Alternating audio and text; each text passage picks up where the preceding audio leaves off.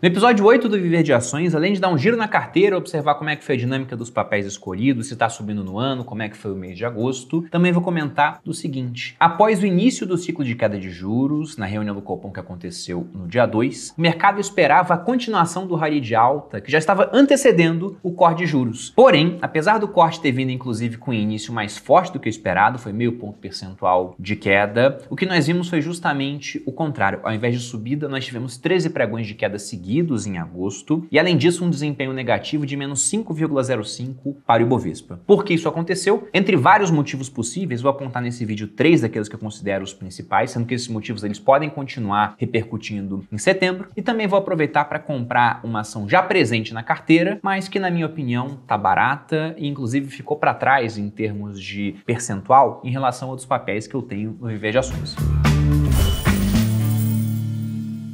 E aí pessoal do Você Mais Rico, quem fala aqui é Bruno Perini, criador do canal. E antes de entrar no assunto do vídeo, mostrar a carteira, comentar os motivos pelos quais eu acho que a bolsa caiu em agosto e como isso pode continuar impactando o Ibovespa ao longo dos próximos meses, quero lembrá-los que no dia 9 de outubro nós iremos abrir inscrição para a segunda turma do Viver de Renda no exterior. Então você que é brasileiro e já deu saída fiscal do Brasil, que mora nos Estados Unidos, paga impostos lá, em algum país da Europa, da África, da Ásia, da Oceania, que não investe porque nunca encontrou um produto educacional focado em você, já que geralmente os produtos nacionais vão ensinar o brasileiro residente fiscal a investir no Brasil e no exterior, e quando fala de imposto, explica sempre para o caso do residente fiscal no Brasil. Bom, pensando nesse público desamparado, nós criamos um produto que vai focar justamente em você, brasileiro que não paga mais impostos aqui e quer investir de maneira global, porque afinal de contas, você é global. Já lançamos uma primeira turma, foi um sucesso, há vários depoimentos, para quem quiser mais informações, siga o Fábio Fares lá no Instagram, o NPS da primeira turma ficou em 91 e agora abriremos a segunda turma com bônus para os primeiros inscritos. Para quem quiser mais informações, há um link aqui na descrição. Agora falando do mês de agosto, se a gente pega o desempenho do Ibovespa, depois desse novo recorde de 13 dias seguidos de queda, nós tivemos um mês bem negativo, com menos 5,05% de resultado. Isso frustrou muita gente, porque afinal de contas nós víamos de meses de alta, né? Você pega a alta de abril foi de 2,05%, em maio 3,73%, em junho alta de 9%, em julho alta de 3,26%, no acumulado a gente tinha 16,4% de alta, como você pode ver na figura, só que aí em agosto as coisas desandaram. Há um famoso ditado no mercado que diz que as coisas sobem no boato e caem no fato, ou seja, será que o mercado adiantou realmente muito o efeito do corte de juros e quando ele veio simplesmente ele corrigiu pensando que não teria tanto impacto? Bom, isso até pode ser verdade, mas eu vou apontar ao longo desse vídeo 3 motivos pelos quais eu acho que a nossa bolsa sofreu. Só que antes disso, vale dar uma olhada em como é que está a carteira do Viver de Ações, depois de 8 episódios contando com esse. Para isso eu vou abrir aqui o MyProfit, a plataforma criada pelo meu aluno da turma 10 do Viver de Renda, o Rodrigo Poveron. Para quem quiser assinar, inclusive, há um cupom PERINI10 para que você possa obter 10% de desconto, ela que eu uso para consolidar a carteira e também para me ajudar e muito na hora de declarar meu imposto de renda. Bom, aqui eu estou na parte da carteira de ações, até vi demandas de vocês no outro vídeo para mostrar de maneira consolidada ações e FIIs. Vou fazer isso num próximo episódio ou daquilo do Viver de FIIs, apenas para que vocês vejam como é que tá a carteira no geral comparada a outros benchmarks. Aqui eu entro na tela onde ele está mostrando o desempenho do dia de hoje, mas o que eu quero ver é o meu patrimônio. Vindo para essa parte, nós vemos os 7 nomes que compõem a carteira. Ainda são poucos nomes, eu quero chegar a 10. Nós temos como posição mais relevante Bradesco, depois Klabin, Transmissão Paulista, Copasa, Sanepar, Banco ABC e B3, a caçula da carteira. Ou seja, estamos basicamente alocados em banco, B3, que seria setor financeiro ainda, mais diferente de banco, saneamento, energia elétrica e temos uma empresa de commodities que é a Klabin. Tirando B3, o perfil da carteira é pagar bons dividendos. Lembrando que no último Viver de Ações, para quem quiser ver o último episódio, eu vou deixar um card aqui, eu comprei 1.000 ações de Bradesco, 800 ações de Copasa, comprei 600 de Klabin e 600 de Transmissão Paulista. E nesse vídeo eu vou fazer uma nova compra que não é de um desses papéis, é de um que faz tempo que eu não compro. E antes de mostrar a posição detalhada da carteira, vale dizer o seguinte também, já que muita gente me pergunta, poxa, por que Bradesco e não, por exemplo, Itaú, né, que tem números muito melhores, está com resultados mais fortes, um ROI mais alto? E eu sempre falo aquela frase do Howard Marks de que você não fica rico comprando coisas boas, você fica rico comprando bem. E na minha opinião o preço de Bradesco estava tão baixo que eu que nunca tive Bradesco na carteira, pelo menos não nos últimos anos, não lembro se lá atrás eu comprei, no começo da minha jornada como investidor. Resolvi comprar Bradesco porque eu achava que estava muito barato. E recentemente o próprio Howard Marks começou a comprar Bradesco, como vocês podem ver aqui na tela. E por que eu acho essa informação relevante? Observe aqui na tela que 1,68% da carteira do Howard Marks, aqui eu não sei se é a Oaktree no geral, algum fundo específico, mas é Bradesco. E eu divulgo isso porque esse cara ele é conhecido por comprar dívidas de empresas que estão muito baratas, às vezes muito estressadas, e também comprar aquilo que está barato na opinião dele. Então, se o Howard Marks está comprando, é porque de alguma maneira ele concorda com o meu raciocínio. O pessoal aqui até falou, será que ele viu o vídeo? Certamente sim, acho que não tem dúvida quanto a isso, né, Thales? Porque é inclusive mais fácil o trabalho dele decidir comprar depois de assistir aqui o Viver de Ações, assim como para você também. Voltando aqui ao MyProfit, agora eu vou na parte da posição detalhada. Aqui nós veremos a diferença do preço atual das ações que eu tenho em carteira para o preço médio. Lembrando que isso aqui não é minha rentabilidade final, porque aqui nós não temos a conta junto com os proventos, né, os dividendos, juros sobre capital próprio, que essas ações me pagaram desde que entraram na carteira. Veja aqui que eu tenho duas posições que estão me dando prejuízo. Ou seja, eu já poderia vender uma dessas posições para começar aquela dinâmica de compensação de prejuízo. Principalmente B3, né? É o maior prejuízo que eu tenho aqui, menos 14,6% de prejuízo desde que eu comprei. Se eu pego Transmissão Paulista, um prejuízo de 3,41%. E nas outras, eu tô com resultado positivo. 6,3% de ganho em Banco ABC, 3,48% em Bradesco, 15% em Copasa, 15% em Klabin e 38% em Sanepar. Inclusive, se pegamos a variação dessas ações no mês, como você pode ver na tela, toda a carteira caiu. Inclusive uma queda grande de B3, né? E eu peguei praticamente toda essa queda, foi a última a entrar aqui na carteira. O que subiu foi Klabin, que subiu bem pouquinho, e Sanepar subiu 8,21%.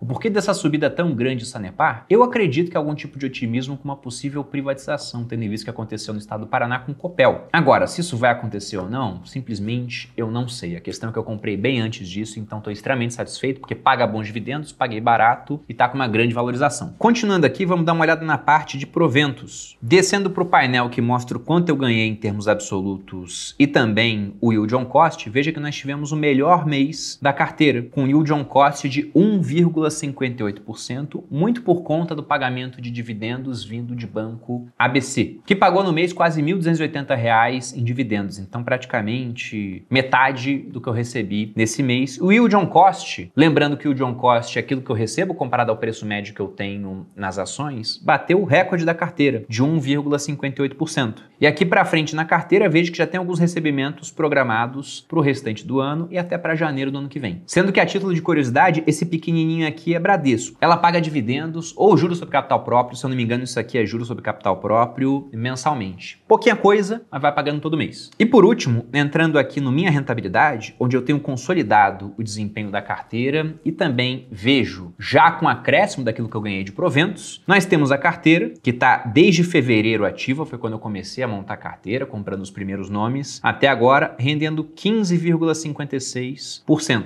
Como é uma carteira apenas de ações, o melhor benchmark de comparação é o Ibovespa, que no período rendeu 9,89%. E apenas a título de curiosidade, nós temos aqui IPCA, IFIX e o CDI. Uma leve vantagem sobre o IFIX, que está rendendo 14,94%. Um belo desempenho nesse período, mas eu lembro que nós temos o quadro Viver de FIIs aqui, onde tem uma carteira só de FIIs, que no momento está ganhando do IFIX também. E se a gente baixa para ver mais informações, aqui tem a parte gráfica, o patrimônio, os proventos, e aqui descendo nós temos o resultado mensal da carteira. E eu queria chamar a atenção para o seguinte, no começo do vídeo eu comentei que em agosto o Ibovespa caiu menos 5,05. Veja que em agosto o desempenho da carteira foi de menos 3,84. Ou seja, quando o Ibovespa caiu, nós caímos menos. E isso é importante, tendo em vista que quando você cai menos, você tem que subir menos para recuperar também. Se você tem um portfólio que cai 10%, você tinha 100, agora tem 90, para subir, basta que ele suba 11. Agora, se o seu portfólio cai 50%, para subir e voltar ao patamar antigo, você tem que subir 100%.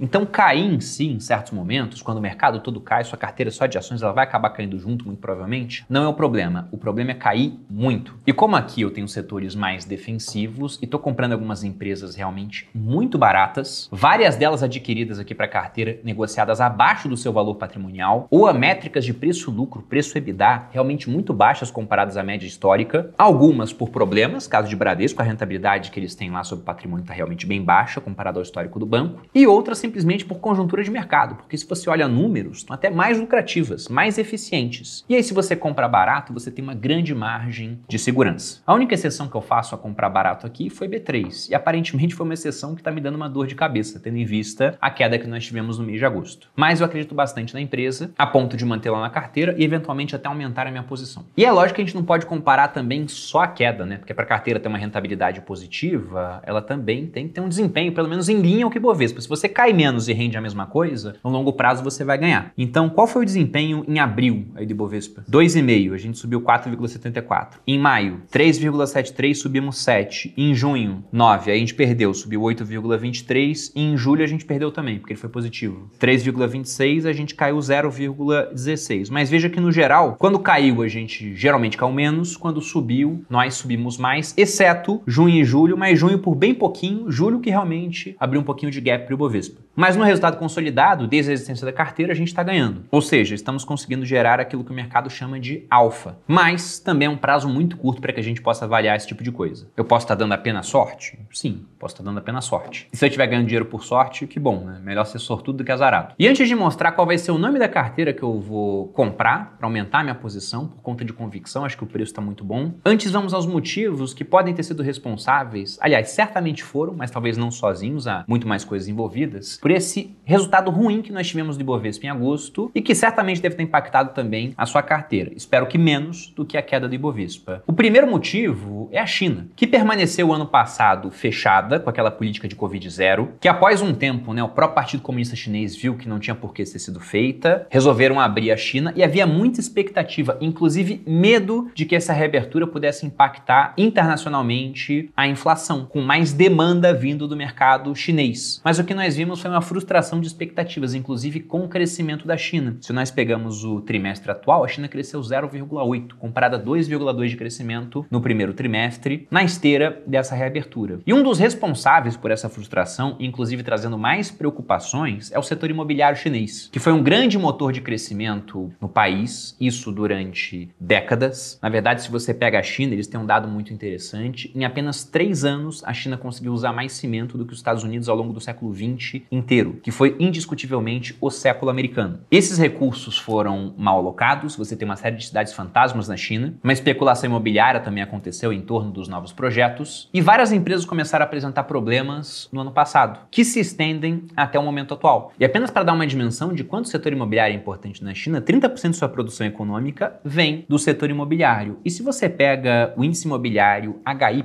eu não sei se eu estou aportuguesando a maneira como eles chamam esse índice, é porque eu estou pegando simplesmente de algo que eu li. Então me perdoem se eu estou pronunciando de maneira errada. Mas o mais importante é o desempenho do índice. Ele mostra o retorno imobiliário na China. Em 2 anos, ele caiu 82%. Se nós olhamos o índice, inclusive, veja que ele está no mesmo patamar de 2008, 2009. Lembrando que em 2008 nós tivemos a crise imobiliária americana, que acabou virando uma crise financeira global. E um outro ponto interessante é que a China também divulgou no dia 9 de agosto os números da sua inflação com a primeira redução de preços ao consumidor em mais de 2 anos. Aí você pensa, poxa, uma inflação menor ela é interessante, né? Mas ela também mostra uma economia mais desaquecida. Isso é até engraçado quando você olha a economia americana, porque lá fora, sempre que você vê uma inflação resiliente, nos dados que saem mensalmente, ou nível de empregos também resiliente, o mercado ele se frustra. E aí o iniciante muitas vezes não entende, caramba, mas se o emprego vem alto, o mercado não gosta? É que esse emprego alto mostra a gente com renda, sendo empregado, esse pessoal vai consumir, vai gerar demanda por consumo. E isso tende a impulsionar preços para cima. E quanto mais alta a subida de preços, maior deve ser o tempo em que os juros deverão continuar altos lá fora. E é até engraçado, né? Porque se a inflação vem alta, o pessoal se preocupa com subida de juros. Mas, no caso da China, quando ela veio baixo, o pessoal fala, caramba, isso é economia desaquecida. E aí fica a dúvida, será que os chineses vão dar mais estímulos econômicos para a economia, para salvar o setor de construção, fazer com que de fato eles possam chegar próximos à meta do PIB que eles têm para esse ano? Não sei, mas isso certamente impacta o Brasil, já que é nosso principal parceiro comercial e destino de várias nossas exportações. Você pode até pegar a Vale e ver como é que ela está sofrendo por conta de questões ligadas à China. E já pegando o segundo fator, acabei introduzindo um pouco ele aqui, é a parte da economia americana. Vamos lembrar, e já falei disso em vários vídeos aqui no canal, que atualmente a taxa de juros americana, Fed Funds Rate, se encontra no maior patamar dos últimos 22 anos, entre 5,25% e 5,5%. Sendo que E, dependendo dos dados econômicos que nós teremos nas próximas semanas, nós poderemos ver essa taxa, que já está altíssima para patamares americanos, subindo ainda mais. Vamos lembrar que, assim como no Brasil, no dia 20 de setembro, teremos a reunião do Copom, lá nos Estados Unidos também teremos a reunião do FONC, que é o equivalente americano ao nosso Copom. E aí, não sei se por conta dessa questão de diferencial de juros que deve ficar menor. Afinal de contas, lá eles têm uma taxa e talvez subam mais. E aqui no Brasil nós tínhamos uma taxa de 13,75, já caímos para 13,25 e provavelmente continuaremos nesse ciclo de queda. Ou seja, diferencial ficando menor. Ou se por conta de achar que o Brasil é um proxy de China, ou seja, China vai bem, Brasil vai bem, China vai mal, Brasil vai mal, ou se é ligado ao terceiro fator que eu vou colocar aqui, o que aconteceu foi que no mês de agosto, o estrangeiro ele vendeu 13,2 bilhões de reais em ações. Essa é a maior saída de capital da Bolsa desde março de 2020. Vamos lembrar que em março de 2020 nós tivemos o início da pandemia, quando os investidores globais, buscando a segurança, principalmente do mercado americano, venderam países emergentes à torta e à direita, o Brasil no meio disso, e nós tivemos 24,21 bilhões de reais saindo naquele mês. E aí veja nessa imagem que eu estou colocando na tela que em termos de fluxo, em números absolutos, né, a maior movimentação que nós tivemos foi agora em agosto negativa, com essa saída desses 13,2 bilhões. Esse dinheiro sai para não voltar mais? Não sei, acho que vai depender muito, por exemplo, além desse diferencial de juros, do fator 3, que tem a ver com as nossas contas públicas. Vamos lembrar que parte da subida que nós começamos a ter nesse ano veio depois que o arcabouço fiscal foi divulgado. E muita gente falou, olha, ele não é tão bom, né, pelo menos no termo de restrição de despesas pelo governo, como o teto de gastos, mas ele também não vai levar a nossa dívida a uma trajetória explosiva. E a Bolsa começou a andar. No entanto, quando você começa a ver as contas públicas, coisas preocupantes aparecem, como o nosso déficit agora no mês de julho. E aí, como você pode ver nessa figura, dê atenção nessa parte do setor público que está mais no canto. Nós temos em azul julho, dado que eu acabei de divulgar, em vermelho acumulado dos últimos 12 meses de 80,5 bilhões, ou seja, pegando 12 meses, desde julho do ano passado até agora, excluindo julho, né, porque senão daria 13 meses. E você tem um acumulado 2023 em menos 56,2 bilhões. Sendo que, quando foi divulgado o novo arcabouço fiscal, o ministro Haddad ele falou, olha, a gente tem metas de zerar esse déficit ao longo dos próximos anos. E aí, se você vê o que foi feito até agora, o Banco Central, ele divulgou um gráfico, inclusive, ele mostra aquela arrecadação que seria necessária para atingir esse compromisso de zerar o déficit, ou seja, de começar a ter um resultado primário, arrecadação menos despesa, sem contar juros da dívida, de pelo menos zero. E aí, se você olha o que ele coloca no gráfico aqui, ele mostra as medidas já tomadas, mais medidas adicionais, lembrando que pelas próprias contas do governo são necessários mais 160 bilhões em termos de arrecadação e um certo crescimento do PIB, para que nós possamos ter essa trajetória convergindo para o resultado primário positivo, ou pelo menos não negativo. E aí começa a ficar difícil acreditar que o governo vai conseguir entregar aquilo que ele tinha prometido. E sempre que você vê essa tendência a um resultado primário continuar negativo, e como o governo ele já falou que não quer cortar gastos e está com dificuldade de aumentar a arrecadação, talvez até mais negativo, o que acontece é que nós vemos juros futuros subindo. Se a gente pega, por exemplo, o Tesouro IPCA mais 2045, um título indexado à inflação de longo prazo, veja que a taxa dele no começo do mês estava em 5,21 e agora no final ficou em 5,35, então tivemos uma subida da taxa, o que para o título público causa um prejuízo de marcação a mercado. Quando a taxa sobe, o preço do título cai. Mas vamos lembrar que isso também impacta as empresas. Afinal de contas, uma empresa tem o seu valor através de um fluxo de caixa descontado, né? É aquilo que ela vai produzir daqui até o futuro, trazida a valor presente por uma taxa de desconto. Essa taxa de desconto não é a taxa Selic, que varia a cada 45 dias. É mais uma taxa ligada ao longo prazo, que depende mais de condições estruturais do Brasil. Ou seja, a gente vai gastar mais do que arrecada? Se for gastar mais, para onde vai a nossa dívida? E aí há simulações sobre isso, com trajetórias otimistas, neutras e pessimistas, conforme você vê na tela. Eu não vou dar muita atenção para essas previsões macro, porque elas costumam estar muito erradas. Mas esse é um fator de preocupação que, sem dúvida nenhuma, está ligado à queda da Bolsa. Agora, essa queda pode persistir no mês de setembro? Bom, o que aconteceu com China ainda está na mesa. Juros americanos pode até piorar, ou seja, subir mais, e permanecerem altos por mais tempo. E quanto à questão de déficit do governo, ele pode vir aumentar, depende do que o governo vai fazer. Não só nesse final de ano, quanto também projetando para próximos anos. E vamos lembrar sempre que as bolsas lá fora não estão baratas, né? Então, se as bolsas lá fora começarem a cair, acho que é difícil o Brasil, pelo menos, não cair alguma coisa junto. De maneira que aquilo que está barato pode sempre ficar mais barato. Inclusive, estar barato não é um gatilho de subida. A gente pode ficar barato durante anos na bolsa. Até por conta disso, dentro da carteira, eu tenho focado mais em empresas pagadoras de dividendos. Porque aí, se o preço não sobe, pelo menos eu estou obtendo algum tipo de retorno com o dividendo. ganhando. A ação pode continuar parada, mas se ela se mantiver lucrativa, talvez até com mais crescimento de lucro, eu estou rentabilizando a minha carteira. Poxa, Bruno, mas então você acha que a bolsa não sobe até o final do ano? Não foi isso que eu falei, né? Eu simplesmente falei que eu não sei. Pode ser que ela suba, inclusive há várias previsões de subida. Você pega, por exemplo, a expectativa do JP Morgan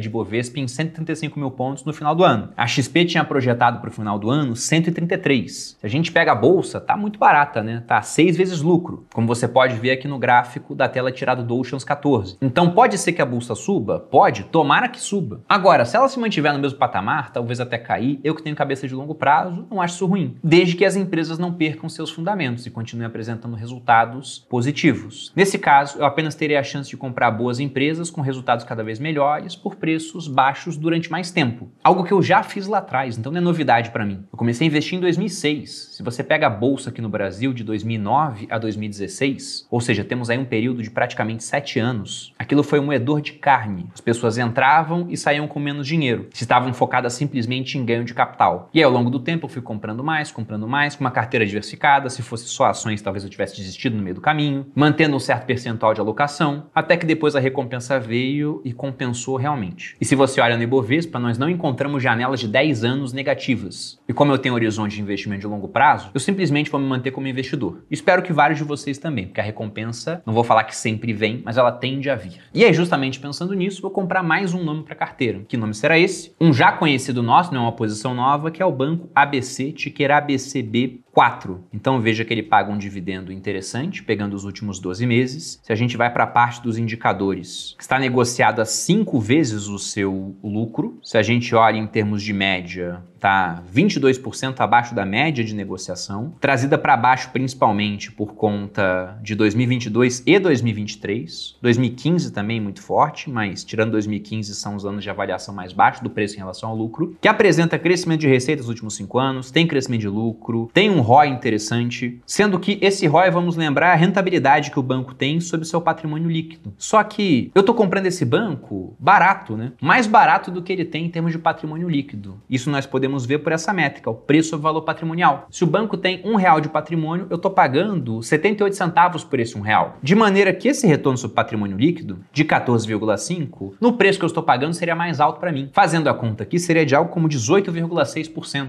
Desde que o banco se mantenha lucrativo ao longo do tempo. E se nós olhamos aqui a parte contábil, veja receita e custos do banco de agora, né, 2022, o ano fechado, até 2009, eu vou tirar a receita e os custos aqui. Veja que ele tem uma tendência a apresentar um crescimento de lucros. Talvez isso não venha acontecer em 2023, fruto da subida de juros, subida de inadimplência, mas como eu disse, eu acho que compensa pelo fato de que eu estou comprando barato. E se eu vou na minha carteira do MyProfit para ver aqui a parte do meu patrimônio, das posições que eu tenho, ABC é a segunda menor, ficando atrás somente de B3, sendo que B3 ficou menor porque caiu 12%. Então ABC seria a menor. E eu até fiz uma subscrição no último episódio do Viver de FIIs, aproveitei uma subscrição de FII e fiz de ABC junto. Mas era pequena, eram 88 direitos de subscrição, que irão virar 88 ações de Banco ABC. E o que eu vou fazer agora é comprar mais ações do Banco ABC. Tem mais ou menos uns 30 mil para fazer isso na Rico. Já estou com o meu home broker aberto. Veja até que eu estou comprando o KCRE hoje, porque eu dei a ordem lá no Viver de FIIs, acabou não indo, então estou tentando comprar. Vou colocar aqui Banco ABC, 18,57, a melhor ordem de compra. Vou deixar esse mesmo preço, vou comprar 1.500. Assinatura eletrônica preenchida e ordem de compra dada. Agora é esperar a execução e no próximo Viver de Ações episódio 9 eu mostro a carteira consolidada para vocês. E eu também quero saber a sua opinião. Tá faltando algum nome, algum segmento aqui na carteira que você acha interessante? Porque assim como vocês aprendem comigo, eu também sempre aprendo com as sugestões de vocês. Se tem algum papel que você considera muito bom, que está barato, que tem esse perfil de pagar bons dividendos para esse momento de bolsa, eu acho que é bem interessante, coloque aqui para que a gente possa dar uma olhada e quem sabe não vai entrar também para a carteira do canal. Se você gostou desse vídeo, dê seu like, se inscreva aqui no canal, me siga no Instagram, um grande abraço e até a próxima.